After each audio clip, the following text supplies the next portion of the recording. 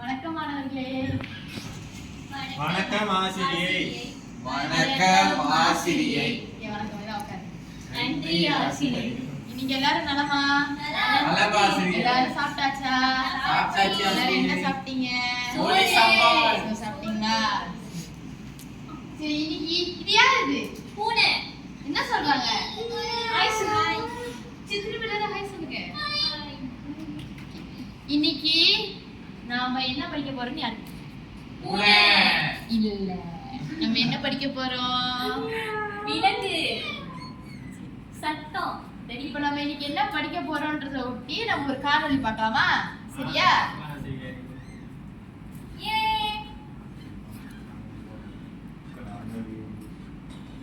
அது பாட்டு போடுங்க ஆசிரியை. இருங்க.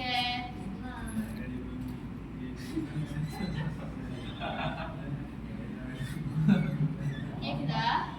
இல்ல டீச்சர். என்ன பாட்டு வைக்கிறேன்? இதெல்லாம் அப்படிங்கிறது ரொம்ப முக்கியம். நம்ம டெய்லி லைஃப்ல சின்ன சின்ன பொருளா இருந்தாலும் அதை நம்ம எவ்வளவு நாள் யூஸ் பண்ணலாம் அப்படிங்கறத நம்ம பார்க்கலாம். Number 1 tooth brush. இதை நம்ம எல்லாருமே 3 months once மாத்துறது ரொம்ப ரொம்ப முக்கியம். முக்கியமா வாயில அடிக்கடி பூடு வருது, டென்டல் ப்ராப்ளம்ஸ் இருக்கிறவங்க அதை இன்னும் ஃப்ரீக்வெண்டா மாத்தினா நல்லா இருக்கும். இன்னும் 3 months ஒரு தடவை சேஞ்ச் பண்றது அட்வைசபிள். பாஸ்ட் இதை நீங்க every 6 months சேஞ்ச் பண்றது ரொம்பவே அவசியமானது. ஃபுட்வேர் வந்து பல பேர் பிஞ்சு போனாலும் நம்ம மாத்துறோம். ஆனா இந்த ஃபுட்வேர் மாத்துறது மூலமா நமக்கு பேக் பெயினோ இல்ல நீ பெயினோ வரதை தவிர்த்துக்கலாம். Next cooker gasket. நீங்க அடிக்கடி குக்கர் யூஸ் பண்றவங்களா இருந்தா இந்த 6 months ஒரு கண்டிப்பா மாத்துங்க. எவ்வளவு தான் நீங்க யூஸ் பண்றீங்க அப்படின்னா maybe yearly once ஆனா மாத்துங்க கண்டிப்பா.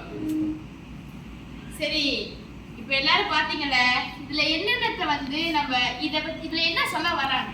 சுத்தமா இருக்கணும். எல்லாத்தையும் மாத்திரணும். சுத்தமா இருக்கணும். சரி, எதெல்லாம் மாத்தணும்னு சொன்னாங்க? முதல்ல பல்சாய். சரி, சப்பாத்தி. துண்டு. சப்பாத்தி, உள்ளே துண்டு, போடும் சொல்லுவார். உள்ளாடைகள்னு சொல்லுவோம் சுவன். அடுத்து வேற நம்ம சமைக்கிற பாத்திரம், ஆமாவா? அதுல வந்து பிரஷர் குக்கர்னு ஒரு இது இருக்கு, ஆமாவா? அதெல்லாத்தையும் மாத்தணும்னு சொல்லியிருக்காங்க. ஏன் மாத்தணும்? ஏன்னா ரொம்ப நாளைக்கு ஒரே இதை நம்ம பாய்க்க கூடாது. ஏன் பாய்க்க கூடாது? கிருமி வரும், அழுக்கு சேர்ந்திருக்கும், அப்ப நம்ம அதையே சாப்பிட முடியாதுல்ல, அதுதான். சரி, அப்ப இன்னைக்கு நம்ம என்னத்தை பத்தி படிக்க போறோம்? சுத்தம் பத்தி படிக்க போறோமா? சரி. ஆனா இப்போ சுத்தத்தை பத்தி நம்ம ஒரு கருத்துணர் கேள்விகளுக்கு பதிலளிக்க போறோம். சரியா? முதல்ல நம்ம சுத்தம்னு சொன்னீங்கல்ல, அந்த தலைப்பு வந்து சுகாதாரம். சரி, நம்ம என்ன பண்ண போறோம்னா சுகாதாரம் தொடர்பான உரைநடை பகுதியை வாசித்து கருத்துணர் கேள்விகளுக்கு பதிலளிப்பர். உரைநடை பகுதினா என்ன? யாருக்கு? படுவல் இருக்கும். பருவல், அப்புறம் படுவல் இருக்கும். சரி, எல்லாரும் உங்களுடைய புத்தகத்தை எடுங்க. பாட புத்தகத்தை எடுத்து பக்கம் 28க்கு புரட்டுங்கள். சரியா? இப்போ ஒரு ஆளா இந்த பண்புகளை படிக்கணும். சரியா? சரி ஆசிரியை. முதல்ல யார் படிக்க போறீங்க? சரண்யா வாசிங்க. தலைப்பு வாசிங்க முதல்ல. நலமான வாழ்வு. நலமான வாழ்வின் அடையாளமாக திகழ்வது சுகாதாரம்தான். ஒவ்வொருவரும் உடல், உளம் ஆகியவற்றை நலமாக வைத்திருப்பது மிக அவசியமாகும். அடுத்து ரதி வாசிங்க. சுத்தம் என்பது இறைபக்திக்கு அடுத்து வருவதாகும். இதுவே ஒருவரை கடவுளிடம் நெருங்கி வர செய்வது என அக்கால மனிதர்கள் போற்றினர். அவர்களின் வாழ்வில் சுகாதாரம் என்பது உயிரினும் மேலாக கருதப்பட்டது. இதற்கு காரணம் அவர்கள் இயற்கையோடு ஒன்றித்து வாழ்ந்ததுதான். அடுத்து சஞ்சனா வாசிங்க. இன்றைய நவீன காலத்தில் சுகாதாரம் என்பது குறைந்து கொண்டே போகிறது என்றுதான் கூற வேண்டும். மக்கள் செயற்கையின் பால் அடிமையாகிவிட்டனர் என்பதும் ஒரு காரணமாக கூறலாம். ஆரோக்கியமற்ற வாழ்க்கை முறை சீரான சுகாதார பழக்க வழக்கங்களை சீர்குலைய செய்து வருகின்றது. தங்களின் வாழ்க்கை தேவைகளை மிக துரிதமாக பெற்றுக் கொள்வதில் ஆர்வம் காட்டுகின்றனர். சரி, அடுத்து சுமன் வாசிங்க. எனவே உணவு முறையும் மிக துரிதமாக மாறிவிட்டது. துரித உணவு வகை நாளுக்கு நாள் அதிகரிப்பதால் பல விளைவுகள் ஏற்படுகின்றன. உடல் பருமன், இரத்த அழுத்தம், நீரிழிவு போன்ற நோய்களை பலரும் தங்கள் உடலினுள் சேமிக்கின்றனர். இந்நிலை முற்றிலும் மாற வேண்டும். மனித நலத்திற்கு முக்கியமானது உணவுதான். உண்ணும் உணவுகள் சுகாதாரமான முறையில் தயாரிக்கப்படுதல் வேண்டும். இதனை அடுத்து முறையான தூக்கமும் ஓய்வும் நலமான வாழ்வுக்கு தேவை. இரவு தூக்கத்தை நாம் பகல் தூக்கத்தால் ஈடு செய்ய இயலாது. சரி, அடுத்து ரதி வாசிங்க.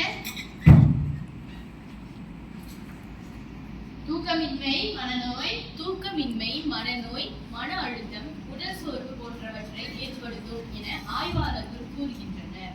சுகமான வாழ்வுக்கு வழிகோலும் மற்றொரு காரணி கழிவு வெளியேற்றம். உணவு உண்பது எவ்வளவு முக்கியமோ அதே அளவுக்கு முக்கியமானது கழிவு நீக்கமாகும்.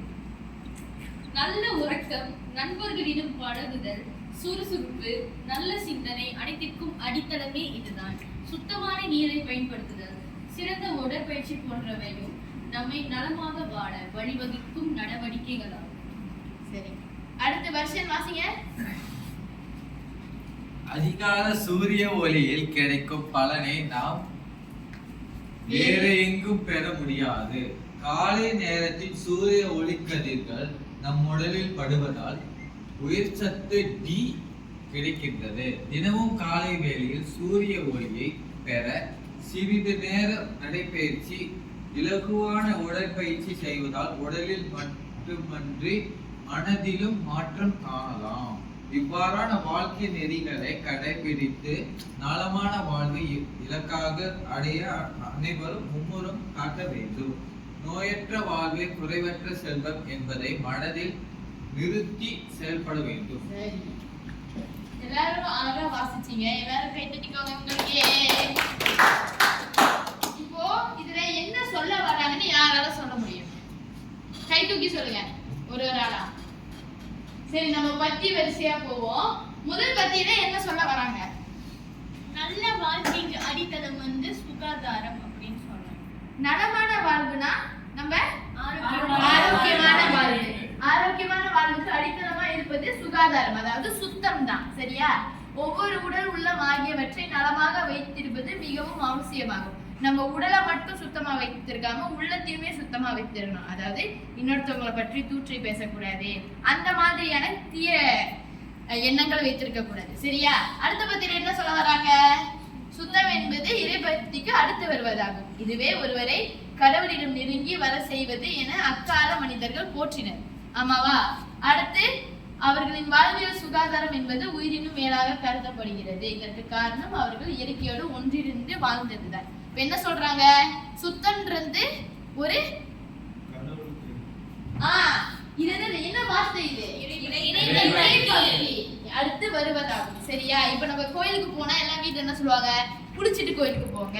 வீட்டுல சாமி கும்பிடுறப்பையும் குளிச்சிட்டு தான் சாமி கும்பிடணும். ஆமாவா? அது மாதிரிதான். இப்ப அடுத்த பத்தியில என்ன சொல்றாங்க? ஆனா இந்நவீன காலத்தில் சுகாதாரம் என்பது குறைஞ்சுக்கிட்டே போயிடுச்சாங்க. சரி, மக்கள் செயற்கையினால் அடிமையாகி விட்டனர் என்பது ஒரு காரணமாக கூறலாம். ஆரோக்கியமற்ற வாழ்க்கை முறை சீரான சுகாதார பழக்க வழக்கங்களை சீர்குலை செய்யும்.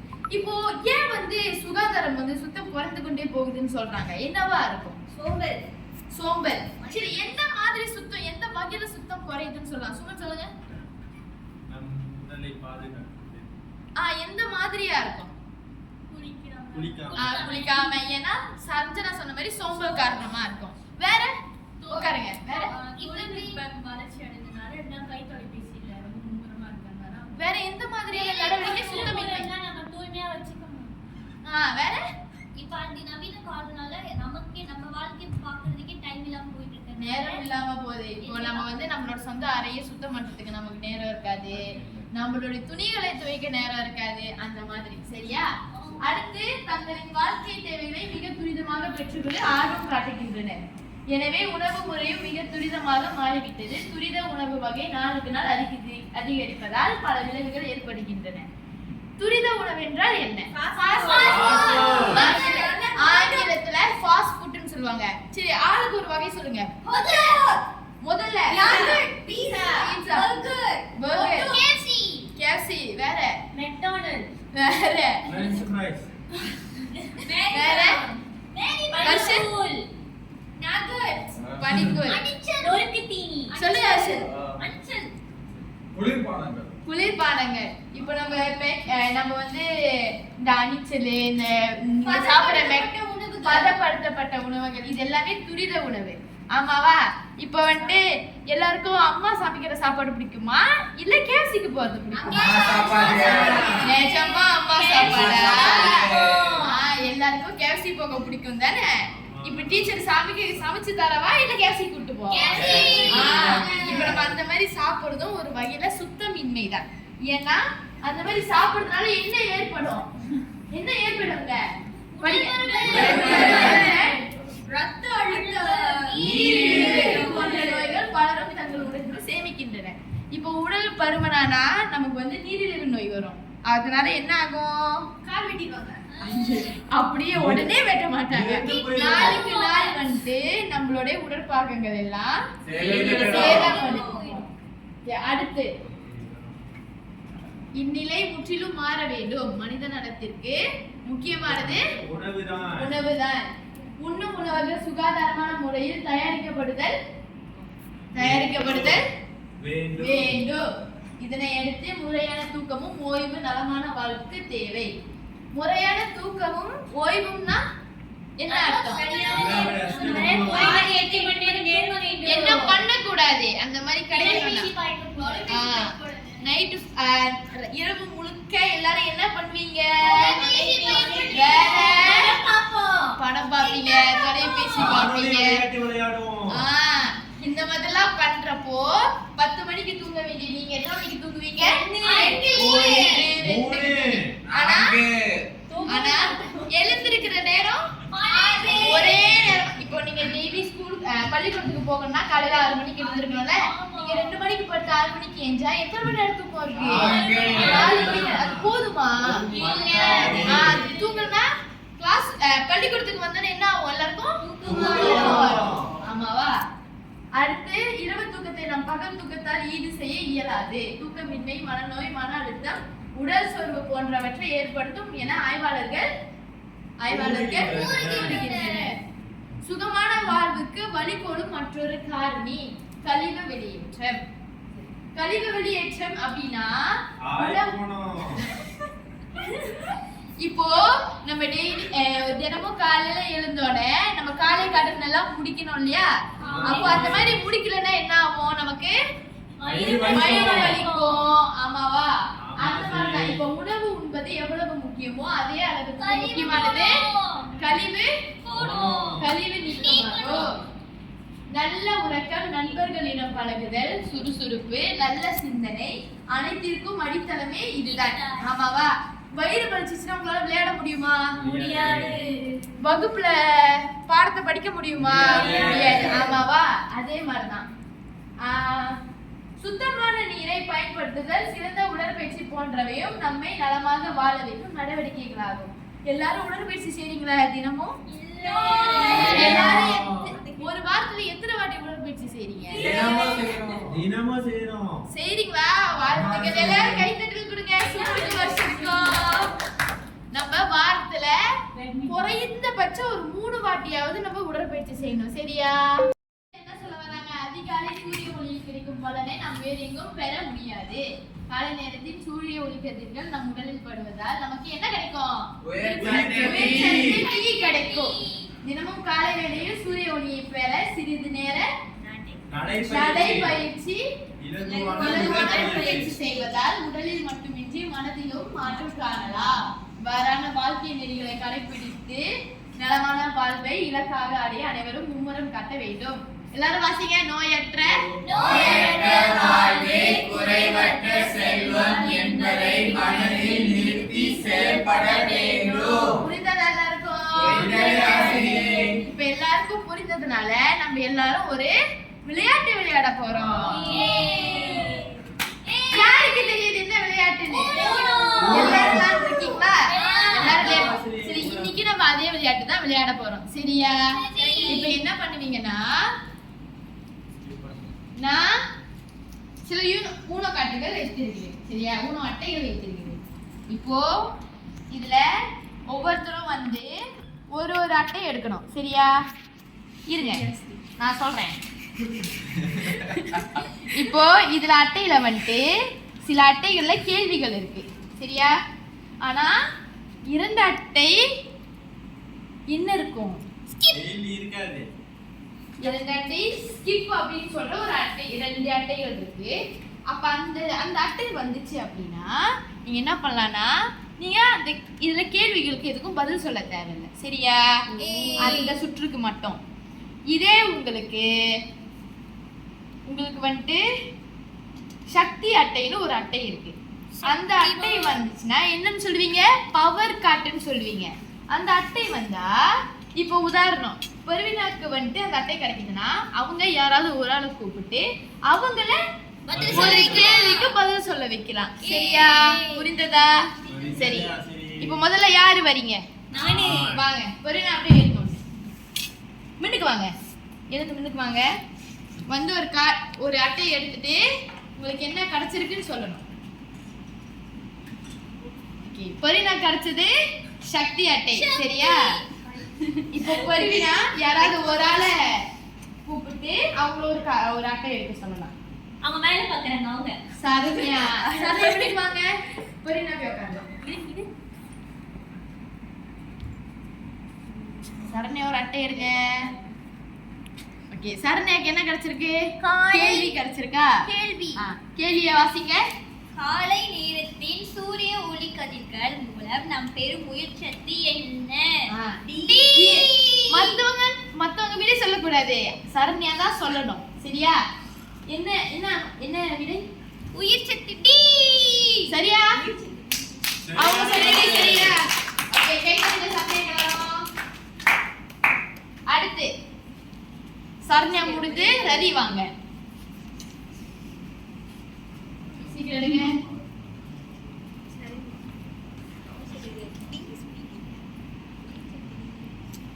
ரதிக்கு என்ன கிடைச்சிருக்கு? கேள்வி தாரா? என்ன கேள்வி வாசிங்க. மனிதர்கள் நலத்திற்கு முக்கியமானது எது? சுகாதாரம். சுகாதாரம். சரியா? விட சரி. அடுத்து சஞ்சனா. சஞ்சனா வாங்க. சஞ்சனா ஒரு அட்டை எடுங்க.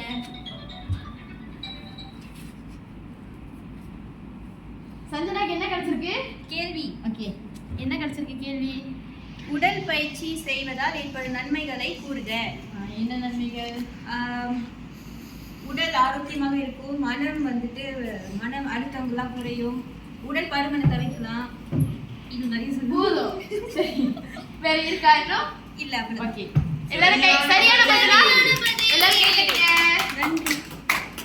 அடுத்து வருஷம் வாங்க. ஒரு அட்டை எடுங்க. வருஷனுக்கு என்ன அட்டை கிடைச்சிருக்கு? சக்தி அட்டை. இப்ப வருஷன் யாரை கூப்பிட போறீங்க? யாரை வேணாலும் கூப்பிடுங்க. சுபட கூப்பிடுறேன். சுபன் வந்து எடுங்க.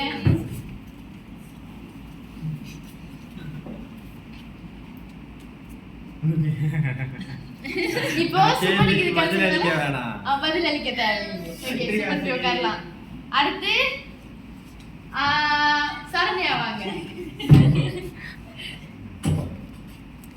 எல்லாரும் 2 முறை அட்டை எடுப்பீங்க. சரியா? சரண்யா பார்த்து இருக்க கூடாது. பட்டுன்னு எடுக்கணும். பாத்தீங்களா? அவங்க பாத்துட்டாங்க. ஆசிரியர் நான் பார்க்கவே இல்ல. திருப்பி பார்க்கவே இல்லையா? சரி. உங்களுக்கு என்ன கிடைச்சிருக்கு? சொல்லு. சரி. இவங்களுக்கும் பதில் அளிக்க தேவையில்லாத அட்டை கிடைச்சதுனால மறுபடியும் அவங்களே கூப்பிடுங்க. அடுத்து சஞ்சனா வாங்க. சஞ்சனா ஒரு அட்டை எடுங்க. சஞ்சனா என்ன கேள்வி கிடைச்சிருக்கு? அக்கால மனிதர்கள் சுத்தத்தை எவ்வாறு போற்றினர்? கடவுளுக்கு நிகராக போற்றினாங்க. கடவுளுக்கு நிகராகவா? இது ஒரு வார்த்தை சொன்னாங்களே. யாருக்கு தெரியும்? உதவி பண்ணலாம். இறைபக்தி. இறைபக்திக்கு நிகராக போற்றினாங்க. சரியா? சஞ்சனா கை தட்டுங்க. அடுத்து ரதி வாங்க.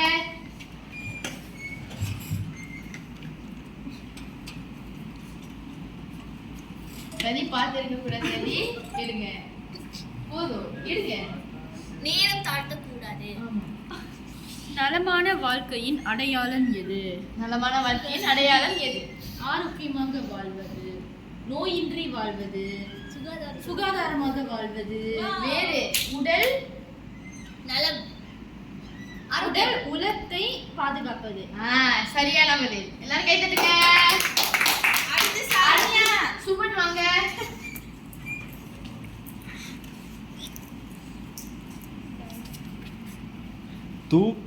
தூக்கமின்மையால் ஏற்படும் விளைவுகள் யாவை?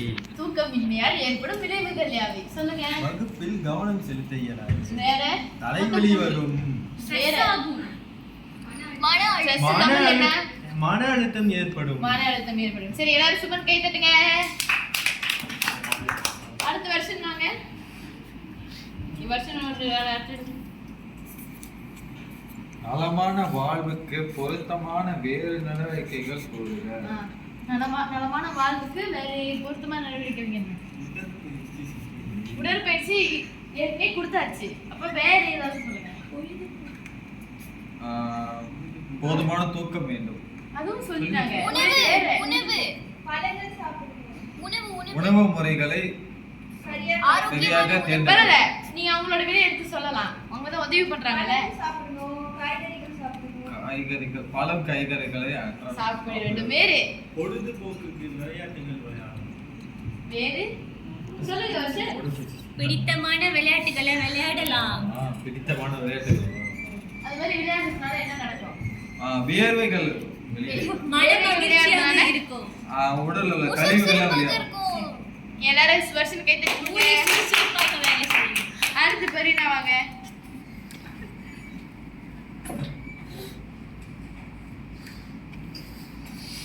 நலமான வாழ்வுக்கு வழிகோலும் காரணிகளை கூறுக.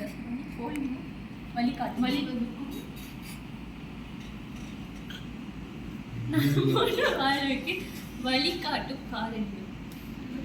ஒரு வாழ்வு நலமான வாழ்வா அமையறதுக்கு என்னென்னலாம் காரணம், என்னென்னலாம் பண்ணலாம்? நம்மளுக்கு பிடிச்ச காரியங்களை செய்யணும், நம்மள எங்க சந்தோஷமா வச்சுக்கணும். நலமான வாழ்வு பெரியனா நலமான வாழ்வு ஆரோக்கியமான வாழ்வு. உடற்பயிற்சி செய்யணும், அப்புறம் ஆரோக்கியமான உணவுகளை உண்ண வேண்டும். சரி. அதுக்கப்புறம்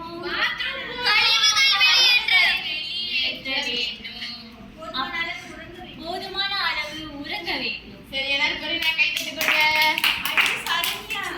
எல்லாரும் 2 அட்டை எடுத்தாச்சா? எடுத்து விட்டோம். சரணி எடுத்துட்டீங்களா 2 அட்டை? இப்போ என்கிட்ட இன்னும் 2 2 அட்டைகள் இருக்கு. ஓகேவா?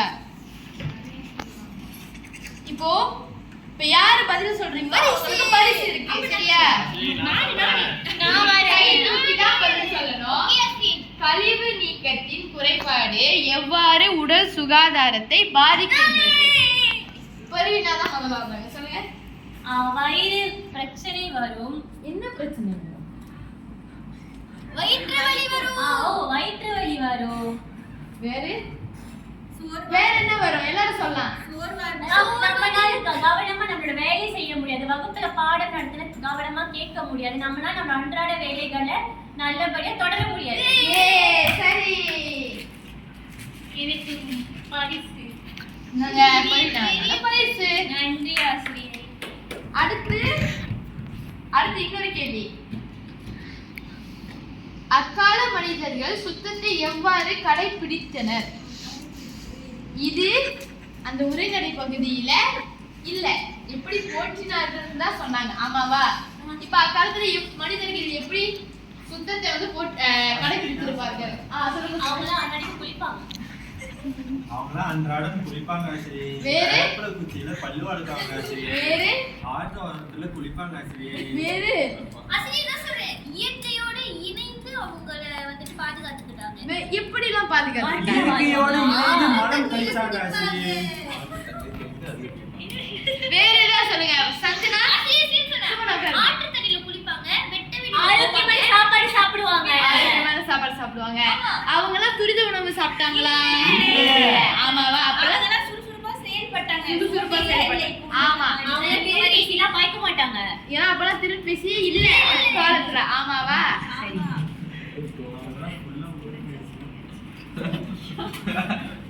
இப்போ எல்லாரும் நல்லபடியா பதில் அளிச்சதுனால எல்லாருக்கும் நாங்க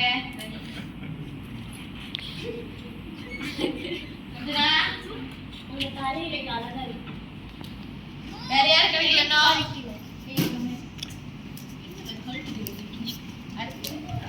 சரி என்ன மாதிரி இருக்கு?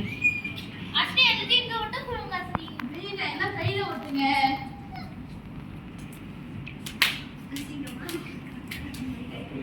சரி இப்போ எல்லாருக்கும் புரிஞ்சுதா? அந்த அந்த உரைநடை பகுதியில் என்னத்தை பத்தி சொல்ல வந்தாங்க?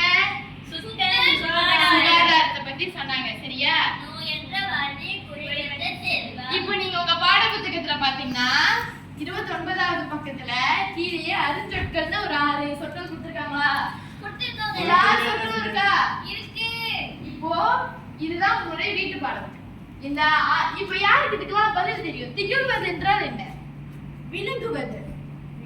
இப்போ இந்த 6 வார்த்தைக்குமே நீங்க அகராதிலையோ இல்ல இணையதளத்திலயோ போய் தேடி நாளைக்கு எனக்கு இந்த வீட்டு பாடத்தை அனுப்பணும். சரியா? எல்லாரும் உங்க வாசிப்பு புத்தகத்துல எழுதி நாளைக்கு எடுத்தாந்து என்னோட மேசையில வச்சிடணும். சரணையா வாங்கிட்டு வந்து வச்சிடணும். சரியா? இப்ப எல்லாரும் இந்த 6 சொற்களை இப்பயே எழுதுங்க. அப்புறம் எல்லாரும் வீட்டுக்கு போனா மறந்துடுவீங்க. அதனால எல்லாரும் இப்பயே எழுதிட்டு வீட்டுக்கு போய் என்ன செய்யணும்? இதற்கான பொருள் தேடணும். பொருள் எங்க தேடலாம்? இணையத்திலே தேடலாம். சரியா?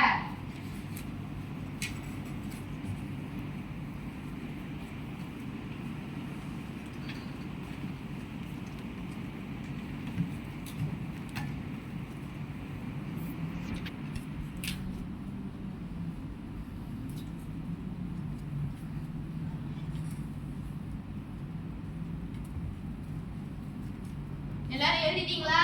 எழுதியாச்சு. வசன் எழுதிட்டீங்களா?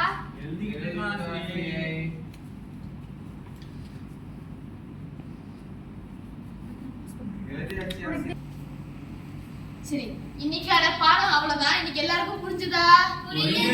எல்லாருக்கும் இப்ப கருத்துணர் கேள்விக்கு எப்படி பதில் அளிக்கணும்னு எல்லாருக்கும் தெரியுதா? கருத்துணர் கேள்விக்கு எப்படி பதில் அளிக்கிறது? பத்தி வாசிக்கணும். வாசிச்சு அதை புரிஞ்சுக்கணும். தெரிஞ்சுக்கணும். அந்த கேள்விக்கான பதில் எங்க இருக்கும்? பட்டியல்ல இருக்கும். சரியா? அப்ப எல்லாரும் பட்டியை நல்லபடியா வாசித்து புரிந்து அதுக்கப்புறமா தான் கருத்துணர் கேள்விக்கு பதில் அளிக்கணும். சரி, இன்னைக்கு எல்லாருக்கும் புரிஞ்சதா?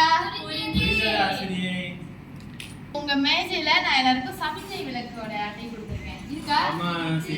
இப்போ உங்களுக்கு எல்லாம் நல்லா புரிஞ்சிருச்சுன்னா எந்த வர்ணம் காட்டணும்? பச்சை. சிவப்பு எதுக்கு? மஞ்சள் எதுக்கு? குழப்பமாக இருக்கா? சரி, நீங்க பாடத்தை பத்தி உங்களுக்கான புரிதல் என்னன்றத காட்டுங்க. நன்றாக புரியுது. எல்லாருக்கும் புரிஞ்சதா? புரிஞ்சதா? சரி சரி, இன்றைக்கான பாடம் அவ்வளவுதான். நன்றி மாணவர்களே. நன்றி ஆசிரியை. நன்றி ஆசிரியை.